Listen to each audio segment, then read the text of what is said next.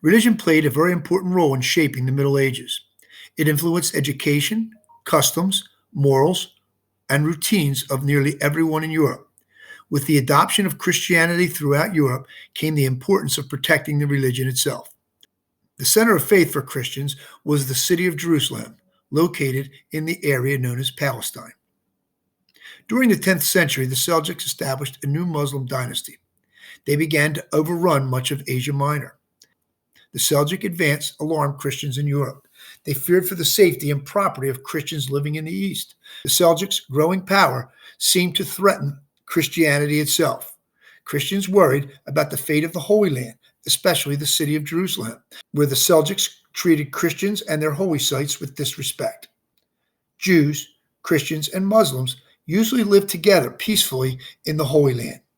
People of all three faiths made pilgrimages to Jerusalem and built houses of worship there. When the Seljuk Turks took control of Palestine, travel became unsafe. Tales began reaching Europe of highway robbers attacking and even killing Christian pilgrims. Christians feared they would no longer be able to visit Jerusalem and other sacred sites in the Holy Land. This paved the way for the Crusades. The Crusades began as a response to the threat posed by the Seljuks. By 1095, the Seljuks had advanced to within 100 miles of the Byzantine capital, Jerusalem. The emperor appealed to Pope Urban II for help. The Pope invited nobles and church leaders to attend a council in Clermont, France. There, he called for a crusade to drive out the Muslims and reclaim Jerusalem. He promised entry into heaven to all who joined the fight. His audience greeted his proclamation with cries of Deus vult, God wills it. Nobles quickly organized armies to fight in the Holy Land. In addition to trained knights, thousands of townspeople, craftsmen, and peasants joined the crusade. The Christian faith inspired many to put on the red cross worn by the Crusaders as a symbol of their mission and join the fight. But people joined the Crusades for other reasons as well. Merchants saw the chance to earn money through trade. Younger sons of nobles hoped to gain estates in the Holy Land. A person who fought in the Holy Land also gained respect and prestige at home. The First Crusade was divided into two campaigns. The earliest effort was led by Peter the Hermit and Walter the Penniless. These were two religious leaders who led a grassroots army of peasants west. With available supplies far too small to feed such a multitude, the Crusaders began to loot and pillage the countryside.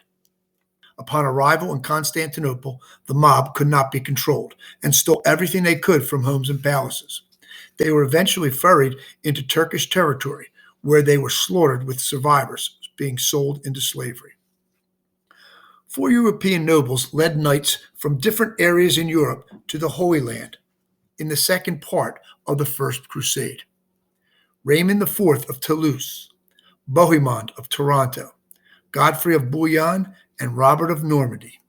Close to 30,000 crusaders fought their way through Asia and headed south toward Palestine. The march through Asia was unpleasant.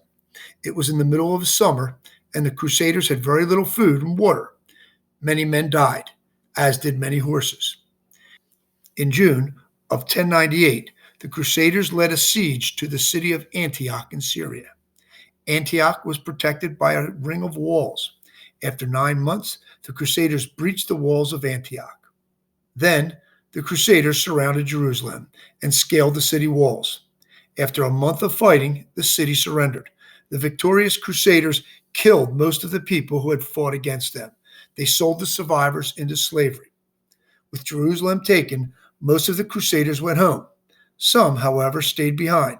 They established 4 Crusader kingdoms in Palestine, Syria, modern-day Lebanon, and Turkey.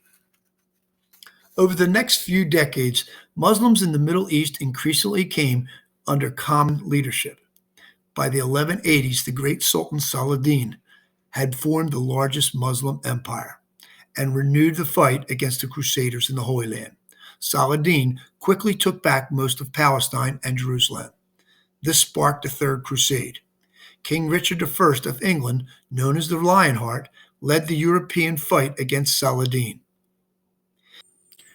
Richard led the battles to try to regain Christian control of Jerusalem from the Muslims. He then fought his way toward Jerusalem, but his army was not strong enough to attack the city. Saladin's forces had also grown weaker. So, in September 1192, the two leaders signed a peace treaty. The Crusaders kept a chain of cities along the coast of Palestine, and Muslims agreed to let Christian pilgrims enter Jerusalem.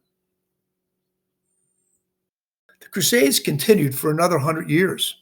None of the later Crusades succeeded in recapturing Jerusalem.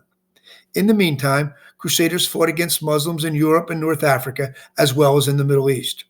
One important series of wars was called the Reconquista, which means reconquest in Spanish.